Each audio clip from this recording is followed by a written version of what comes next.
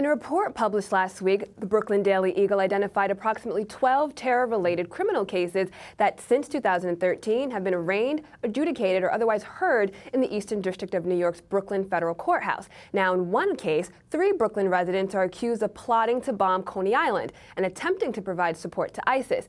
Now, as with any criminal trial, a defendant is afforded a right to an attorney, but it takes a special type of attorney to defend a suspected terrorist. And how does a criminal defense lawyer end up taking this kind of a case? Today on BK Live, we're joined by an expert in this area of law, here to discuss the challenges of representing this type of defendant and maintaining a balance between privacy and due process concerns against a paramount issue for national security. I want to welcome Seton Hall law professor and nationally recognized expert on national security and human rights issues, Jonathan Hafetz. Thank you so much for being here with us on BK Live. I do appreciate you coming by. It's a pleasure to be here. All right, so let's get started on this, because there have been quite a bit of activity going on in Brooklyn Federal Court in particular with regard to high-stakes terrorism trials. But before I get into that, I want to understand how an individual becomes a attorney. Well, I think many people who become represent suspected terrorists in court don't necessarily start out that way. Yeah. I think they are committed to the general principles of criminal defense, the right of an accused to a fair trial, no matter how serious the crime, whether it's robbery or drug trafficking or murder. And so terrorism is, in a sense, really not that different. It does present different issues, different legal issues, different issues around evidence. But ultimately, I think the individuals who go into this work or specialize in this work of terrorism defense are really, the ones who are particularly committed to the idea that all individuals deserve the right to an attorney and the right to a defense. This is a pretty niche area of law. I mean, is it still developing, or how solid is the case precedent in this particular area? Yeah, I mean, the cases are developing, and it is a niche. It's a niche area, I think, because the cases present a lot of challenges. Sometimes you'll need to get security clearance in order to be able to review classified information. The trials are often very time-consuming, and so I think that does select out some number of criminal defense attorneys. And people end up specializing in this area and get appointed or brought in on these types of cases. Now, the cases that we've been seeing so far, in particular the 3 Brooklyn residents, I believe a 4th one was just recently added, who have been accused of attempting to plot to bomb Coney Island, as well as a number of other issues concerning providing support to ISIS. How can we can we even separate the kinds of cases we're seeing today, such as those 3 Brooklyn defendants, from the more post-9/11 cases involving suspected terrorists who are actually suspected of committing acts of terror, as opposed to suspected terrorists in the sense of conspiring to commit acts of terrorism? What's the difference there? Yeah, I mean, it's a very important point. Most terrorism prosecutions are for individuals who have not actually committed a terrorist act. They're the most commonly used statute for federal prosecutors in this area is a statute that criminalizes providing material support for terrorism or conspiring to provide material support. Do we have any idea about what constitutes providing material support or conspiring to provide material support? Well, we do at a certain level. I mean, there have been some developments, but it basically, if you knowingly provide a range of support, it could be yourself, it could be money,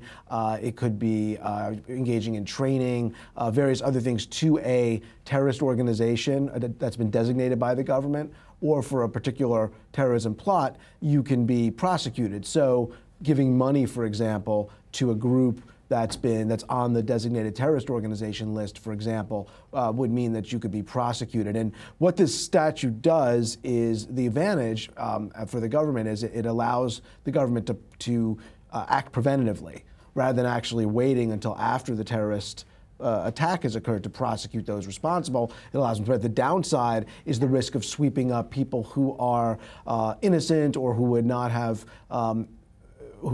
engaged in terrorist activity or support anyway if they hadn't been tempted by federal officials. Now, tempted by federal officials, because in that case that I was just referencing, the case of the 3 Brooklyn residents who have been accused of providing or conspiring to provide support to ISIS, one key factor there was the use of an FBI informant.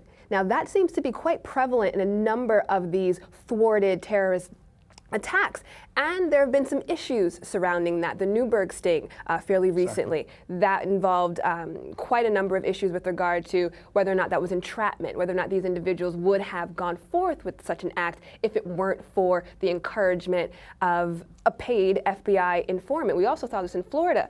How much of an issue is that? The use of paid FBI informants in order to scour out some of this information with regard to suspected conspirators. It's a huge issue, and I think it's one of the major areas of concern in this area of terrorism prosecutions. Of the 500 or so terrorism-related prosecutions since 9/11, about a half have involved informants, and this is a real concern because of tempting individuals who might not otherwise be inclined to go down this path, and you have there's the defense of entrapment, but which prohibits the government from enticing someone to commit a crime they weren't already predisposed or didn't have the intent to commit.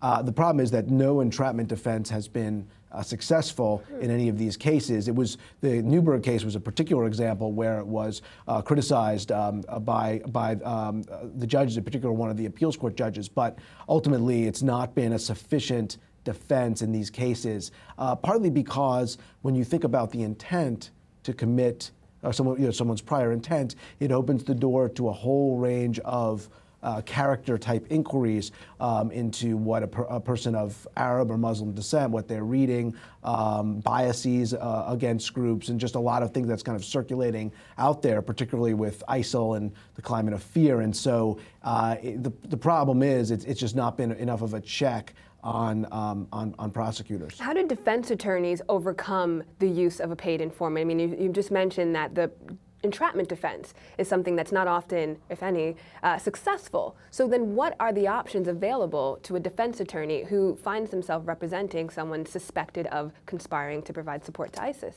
Yeah, I mean, I think it's similar to the strategies that they'll use in other defenses will use in other cases that involve informants, drug cases as well, trying to attack the credibility of the government's case, point to the weaknesses in the government's case. But it's difficult, and what's particularly difficult here is we're talking about material support or conspiracy to commit material support. You're not talking about someone who is directly involved in a crime, which raises the risks in this area. Right. So I want to know what the defense's strategy is when they take on a case such as this.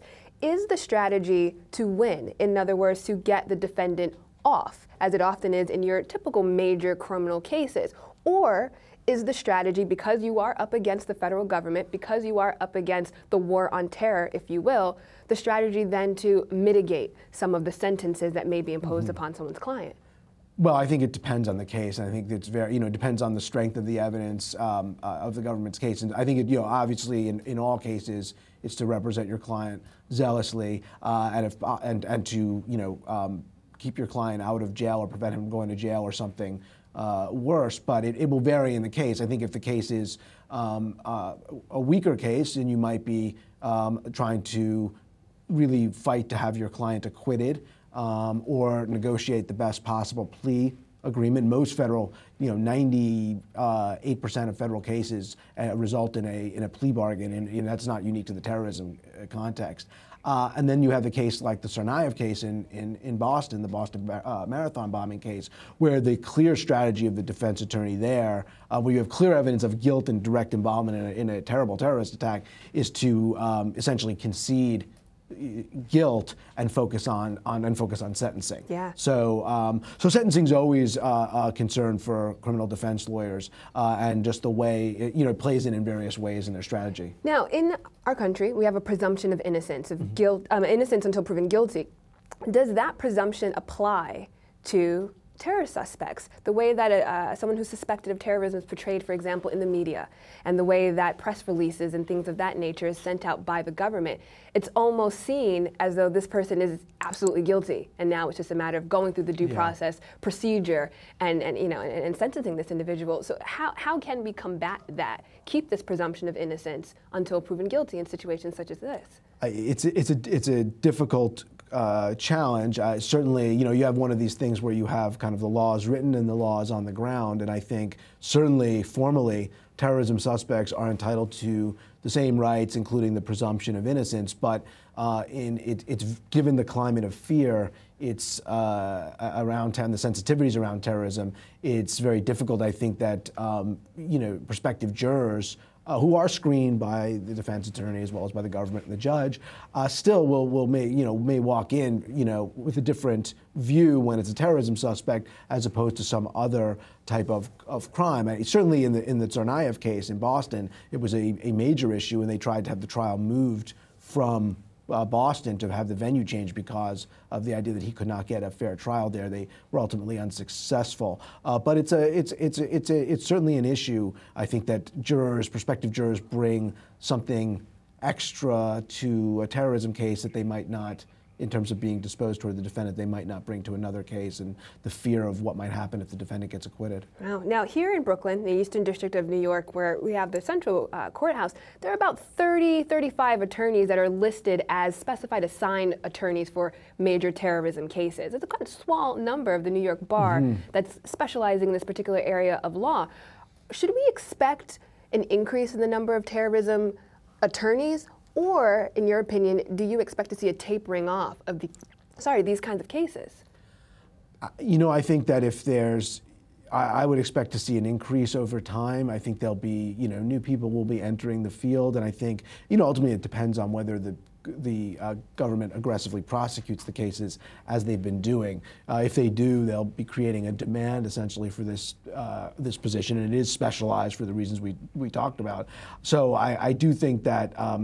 I do think that as long as the government is kind of pursuing this aggressive strategy, particularly using the kind of preventive strategy used through material support, you'll end up seeing a lot of terrorism cases, or relatively high number, and you'll see kind of an increase in the defense bar. I don't expect it to be enormous, but I certainly would see it growing rather than declining. And just really quickly, your thoughts on balancing national security concerns with the defendant's constitutional due process rights? Yeah. And what I'd say, we've been talking about criminal prosecution. I do want to say I think that is the proper way for the government to address terrorism, as opposed to using military solutions or indefinite detention without trial, as they've used at Guantanamo, or holding terrorism suspects in some kind of limbo where they're not actually brought to trial. And we've had New York attorneys defend individuals who had been held without trial, without any sort of notice in Guantanamo. So it's definitely something that goes overseas to attack this war on terror. Exactly. Yeah, exactly. And so I think that this is, so while we're talking about, I think there are, criticisms that we could make about the criminal justice system and better ways to try to balance and protect suspects' rights, such as concern about the misuse of informants. This is, of the different paths the government could take, I think the criminal justice path is the best path, and that the alternatives, the Guantanamo-type solutions that I've represented, individuals like Guantanamo, where they're held for years and years without even getting a trial, is far worse. So